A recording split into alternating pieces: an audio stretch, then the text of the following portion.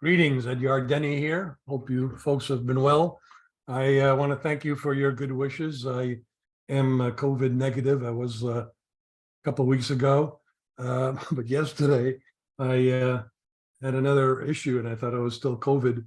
So I had to go to the hospital to get a bunch of tests. And it turns out that I don't have COVID. What I have instead is one of those pesky coronaviruses that have been spreading respiratory diseases out there. So I'm still a little bit grainy here in my voice, but I feel better today than I did yesterday. Yesterday, I didn't know what the heck was going on. And they had to take two blood tests to find that it was some other virus. But stay healthy, try to stay healthy. It's not so easy in this environment where we are all having issues with our immunity systems. Let's see, immunity. What can we talk about? Oh, well, we're not immune to volatility in the marketplace, though recently things have calmed down a little bit, fortunately. Maybe we'll have a nice, quiet, peaceful year end here in the financial markets. Certainly, there's still a lot of controversy about where this is all going. But I guess the big issue is there going to be a soft landing or a hard landing next year? My sense is that some very smart people are thinking that there's going to be a recession next year and that it will likely occur in the second half of next year because consumers have a lot of excess savings. So when they run out of those excess savings, that's when we're going to have a recession. So we got something to look forward to, something to worry about all of the first half of next year as the pessimists continue to be pessimistic. We'll try to be realistic, but we just can't get over our optimistic streak. So bear with us on that. We'll do what we can to remain realistic. I guess the other big issue, of course, is inflation. If inflation is going to make a continue to moderate, led by durable goods deflation, which I think is very possible in the next few months, offsetting the pesky inflation we have in services, that'll be helpful. And it will mean that the Fed is pretty close to the terminal Fed funds rate. As you may know, we've been arguing that the Fed isn't going to have to do anything like what they did in the late 70s, early 80s in terms of letting the Fed funds rate just go wild to the upside to bring inflation down, partly because what's different this time around is they've got QT2 and they got a strong dollar. QT2 means that they are reducing the size of their balance sheet. They didn't do that back in the late 70s, early 80s. And I think that's equivalent to at least a 50 basis point increase in the Fed funds rate. And until recently, the dollar has been very strong. And I think that's at least equivalent to a 50 basis point Fed funds rate. So put it all together, we've got a lot of monetary tightening in the system that suggests to me that the good news is from a Fed funds rate perspective, right around 5% plus minus 25 basis points may do the trick. And so I'm obviously heartened to see that the 2-year Treasury note has calmed down here. The bond yield has come down dramatically from 4.25% on October 24th to 3.50% roughly now. Well, I guess 3.6 after the Purchasing Managers Index came out for services. But yeah, we're kind of still sticking with soft landing and moderating inflation, and we'll see how it goes. We're on the services side, we're somewhat encouraged to see rent inflation for current rents is coming down rather sharply. Let's go to the share the screen here, and I think I figured it out this time. Let's have a look. Yeah, I've got my Q&A open here. So if you're not seeing the chart collection, or if you're seeing them, just one or two of them, of you folks, let me know that we're in good shape here. Let's go over to the Purchasing Manager survey, which came out, and you can see here that the non-manufacturing PMI edged up a little bit. There was some expectations that it could actually be below 50, based on the S&P global flash number, but that doesn't seem to be a very useful or reliable indicator of the actual composite. And then if you look at this business activity index or production subcomponent, you can see that it jumped 64.7. So this is just confirmation of what we know, that consumers have pivoted from buying goods to buying more services, and the service economy is doing extremely well. New orders ticked down a little bit, but still quite solid at 56. Employment, 51.5. That's actually a little surprising, given that we know that there's so many job openings out there. So I don't know what to make of this particular number. This is concerning. Obviously, the prices paid index is still high at 70. Like to see it down to here. That's what we're looking at when we're looking at the manufacturing. This is the manufacturing side of the equation. Prices paid is under 50, and this, I guess, is some reason for worrying about a recession. But I don't. Again, I think the economy is shifted from goods to services. Let's go to the chart collection for the morning briefing. Just one or two of you let me know that you're seeing the charts after I screwed up last time. I don't want to do that again. So just tell me you're seeing the charts. Oh,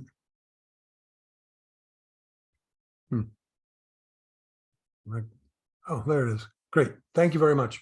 I don't need any more. Thank you very much. Okay, so figure one. I mean, it's maybe way premature to call the end of the bear market, but I don't know that I'm calling for a major bull market here, but I think we may very well have made a low for the bear market on October 12th.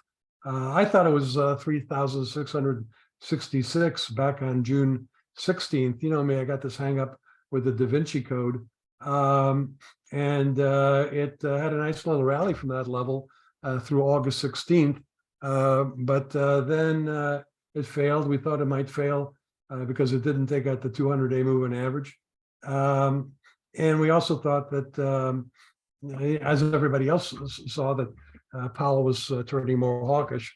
So that led to a retest of the 3,666. We broke below it, but I think on balance, we basically held it. And now we're back at the 200-day moving average. We'll see how that goes. But pessimism was extraordinarily high during this bear market. And I think to a large extent, that's one of the reasons for arguing that we may have already seen the lows. I mean, look, we're not going to go from 0 to 400 basis points on the 2-year Treasury note anytime soon again. And so all in all, we've lived with that. We've dealt with it remarkably well, all things considered. This is somewhat concerning. This is the forward PE of the S&P 500. During bear markets, you typically get a reset down to under 10, where obviously we didn't reset it under 10. We actually thought 15 would hold, and so far it has held. October 24th, it was down to 15.1, so that worked out. The idea being in a soft landing rather than a hard landing, we're not going to get this kind of bargain basement pricing on valuation multiples. But then again, we're not cheap here at 17.7. And part of that, by the way, is what's driving the PE now up is that in addition to prices holding up, we're also seeing forward earnings coming down. If they take a huge dive a la a hard landing, then obviously that would be a continuation of the bear market. That's not our most likely scenario. This is the Investors Intelligence bull-bear ratio. It's got as pessimistic as it did during the great financial crisis of 2008. I mean, that's a lot of pessimism when you consider all the terrible things that happened here. And here, all that really happened is, well, some terrible things. Obviously, geopolitics, Ukraine, terrible. Inflation's terrible. But the big event was the dramatic increase in short-term and long-term interest rates. And all in all, the economy is dealing with it remarkably well. Let's skip this. You have a look at it on your own. Skip that as well. That's just our little schematic of what the market's been doing. Again, it's hard to imagine that it's up and away from here, though we are using 4,800 as a target for the end of next year and into 2024. So clearly, there's our optimistic bias that the market made it slow and is going to go higher. People are still obviously very concerned about the shape of the yield curve. This is the U.S. Treasury yield curve spread 10-year minus 2-year. It's wide, it's inverted even more than during the summer. On this particular chart, the red shade is when the Fed funds rate is going up, and the blue shade is when the Fed funds rate's going down. So what you can see here is that during this period of rate hiking by the Fed, the yield curve has inverted. Now, typically in the past, we've discussed this many times before. What the yield curve, I think, was predicting is that if the Fed continues to raise short-term interest rates, something will break. There'll be a financial crisis. There'll be a credit crunch. There'll be a recession in a bear market. This time around, I don't see a credit crunch. I mean, I'm looking for it, but I think the credit system remains in remarkably good shape. We've had some financial crises in the cryptocurrency market, in the private equity area, the meme stocks, SPACs. I mean, there's been some significant meltdowns in the financial system without any contagion effect, no credit crunch effect. So I think that's important. And if you don't get a credit crunch, I don't think you get a recession. So what is this inverted yield curve telling us? I think it may be telling us that the market's anticipating that inflation will in fact moderate. Obviously talking my own book here, but that's kind of the conclusion I come to looking at the alternative explanations. Encouraging here is, again, the red shades are for when the Fed's raising rates. The blue shades are for when the Fed funds rate is going down, and you can see that yourself in the chart. The main point of the chart, though, is that the 2-year Treasury yield is a very good leading indicator for the federal funds rate, and it does seem to be starting to signal that maybe we're reaching the terminal rate in terms of the Fed funds rate, and it's starting to anticipate that we're not going to go any higher. So we'll certainly be discussing that plenty in the new year. Inflation, of course, is the key issue here. We've had some relatively good numbers, though the markets seem to be looking for reason to be optimistic, which I guess is a healthy development. But the PCED inflation rate headline is 6, not going quite according to our plan, but close enough. We thought there would be 6-7% in the first half of the year, and that it would be down to 4 to 5% by the second half. We still have December. We still have November and December to see if this thing goes still lower. Gasoline prices have gone down. Used car prices are going down. Current lease rents are going down.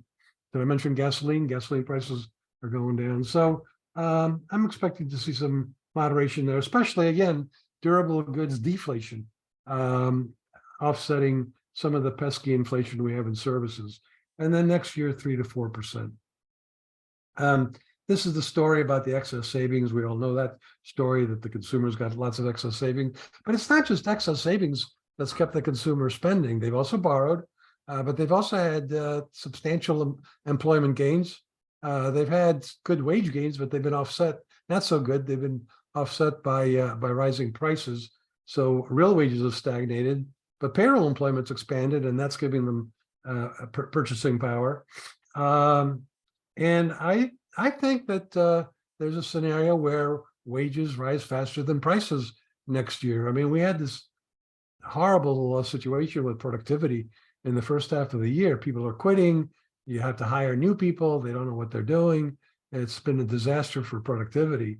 Maybe I'm being too short-sighted about it. It's going to take a long time for this to unwind. But I do think we're going to start to see things kind of calm down, and companies and employees get back down to more productive work habits.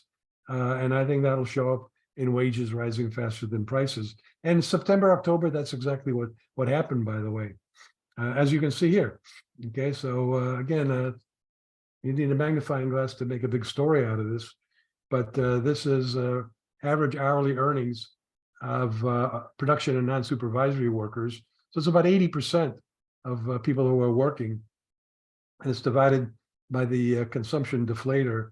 I like this chart because I got this hang up about progressives who keeps harping. I haven't heard them harping recently, but they used to harp that real incomes have stagnated for decades, that the average worker has suffered dramatically. But if you take this series, which is average hourly earnings, wages, and divided by the consumption deflator, you can see that we've been growing pretty substantially. 1.2% real per year compounds pretty nicely. And we've been on that since the mid-1990s. This was the stagnation period back in the deindustrialization and the inflation of the 70s and the 1980s. Now, if you want to tell a different story, you divide it by the CPI rather than the consumption deflator. And that's the one that the progressives like to use. And that we all know the CPI has an upward bias and is not as reflective of pricing as is the deflator. With regards to the soft landing, hard landing story, we're watching on a weekly basis what forward revenues, forward operating earnings, and forward profit margins are doing. And it certainly looks toppy for revenues, forward revenues. Same thing for earnings. But the question is, are we going to get one of these recessionary free falls? And our answer is we don't think so. We were talking about the forward PE before.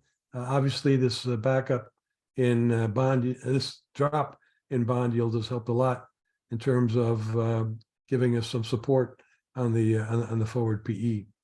Earnings, it's hard to tell a real happy story going into next year. I mean, analysts cut their earnings estimates for the fourth quarter of this year and all 4 quarters of next year during the third quarter earnings reporting season.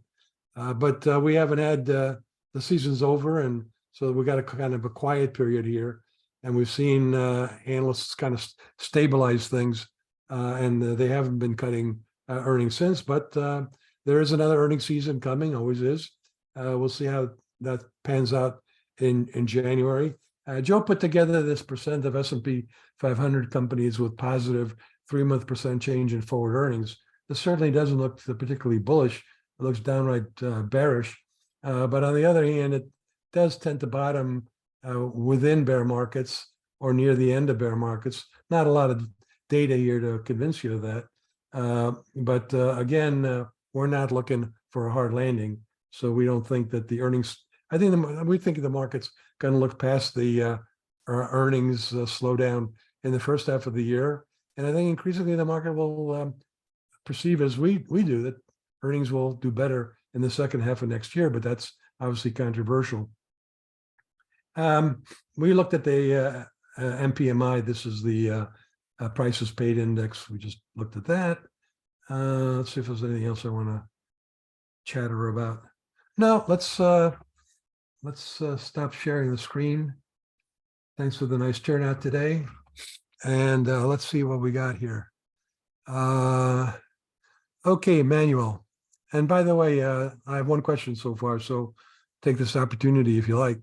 How can you explain the gap between the household survey minus 138K and the payrolls plus 263 in the last unemployment report? It's a good question. The household survey in employment measures the number of people who have jobs.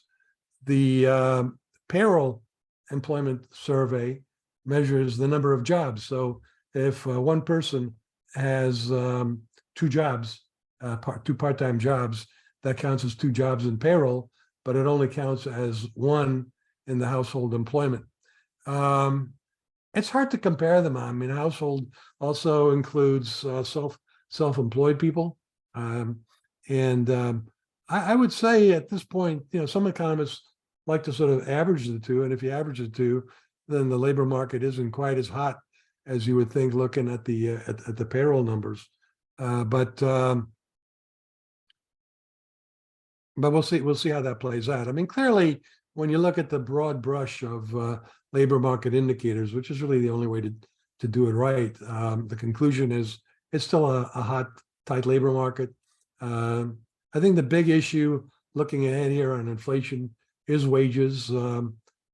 Jerome Powell, Fed Chair Jerome Powell, stressed that he's relatively comfortable that goods inflation is going to moderate, and he is willing to acknowledge that the rent component of services has some issues, but he did focus on the services of non-housing services, and he made a big deal about how wage inflation is more of a problem there.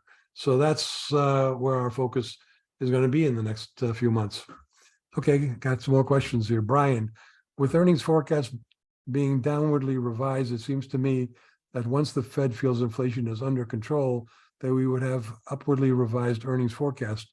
Without being overly optimistic, do you anticipate this happening? You're asking me not to be overly optimistic when I have to fight that or urge it on a regular basis.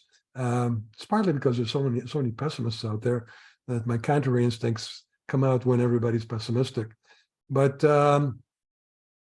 yeah, I think the market has been doing better of late on the notion that inflation peaked in the first half of the year, or in the summer, let's put it that way, and that it's going to moderate, and that Powell has gone from being uber hawkish to less hawkish, is willing to be more open to considering the possibility that the data will show that inflation is moderating, and that they do recognize that they're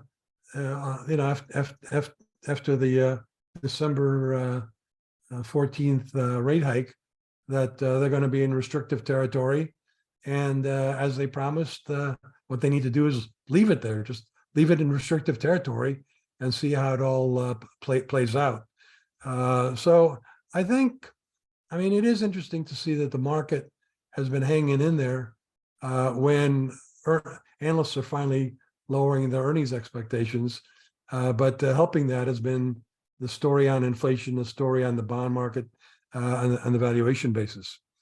Ted, wouldn't you expect a much higher PE at the bottom of the market, given analysts recognizing a slowdown and cutting estimates?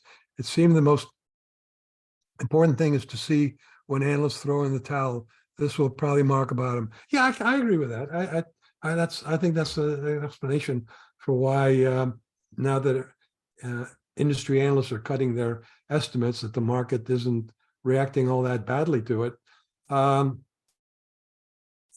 think that the market, obviously, the key issue for the market is what kind of landing is it going to be? And right now, the market seems to be more in sync and tune with kind of the way we're looking at it, soft rather than hard. I mean, let's face it, if the hard landing scenario was being fully discounted by the market, we'd be looking at lower PEs, lower revenues, lower profit margins, lower earnings than we are right now. Okay. Thanks, Ted. Bob, why look at analyst projections for revenues and earnings to predict hard or soft landing when you've noted that analysts tend to not be good at calling recessions? Well, that's my job. That's your job to call recessions, and I think it's. I think it's useful just to see where their heads are at, and the fact that they're becoming more cautious, more pessimistic is something I'd like to know about. I think that if there is not going to be a recession, not a hard landing, then their numbers are actually pretty good indicators of what's going to happen. You're right. I mean, I've said many times that they don't anticipate recessions. And if I'm not anticipating a recession correctly and they're not doing it correctly, and suddenly that becomes just completely obvious, then we got a problem in the market. And, this call that the bear market ended or bottomed, let's put it that way, I don't really feel comfortable telling you it's ended because that implies up and away. And it's hard to get really excited to the upside here, given where valuations are and fairly punk outlook for earnings for a while. Anurag, the supply looks resolved, but there still appears to be long lead times on various products. Is this a China manufacturing problem or a wrong inventory? I mean, Anurag, that's a good question because, we all like to see problems go away. And we certainly had a problem with supply chains, and they seem to have gone away based on a lot of indicators. But then again, China's been a mess. Maybe they're trying to back off a little bit on their extreme measures for dealing with COVID. But product seems to be getting out. The shipping rates are down. I know there are some items that are hard to get, but it's nowhere near like what we had 6 months ago. Okay, Mike, I'll take this as the last question. Mike, because it is the last question. Do you see the forward curve for rates as broadly correct? Markets are right to disagree with Powell on interest rates. In his view, they will stay elevated. That's a good question. I think the history of rates says that they don't just kind of go up to restrictive and stay there. They usually come down because they are restrictive, and that tends to slow things down. Yeah, I think there is sort of a bit of a dichotomy between the Fed's party line, as expressed by Powell, that we're going to, raise a couple more times, get into a restrictive, and then keep them there until we are convinced that inflation's come down to 2%. I mean, the market's like, yeah. I mean, you're not going to get it down to 2% anytime soon. Just moderate it, get it to come down some, and we're all going to learn to live with it. And that's kind of my pitch, is that we're kind of moving back to the old abnormal. Let's call it the old normal. The old normal was inflation 3-4%. Interest rates around that kind of level. Economy grew, and that's kind of where I'm thinking we're heading in 2023. So with that, thank you very much. Thanks for joining. Have a great week, and we'll see you again next week, as long as I don't pick up any more of these respiratory viruses along the way. Stay healthy.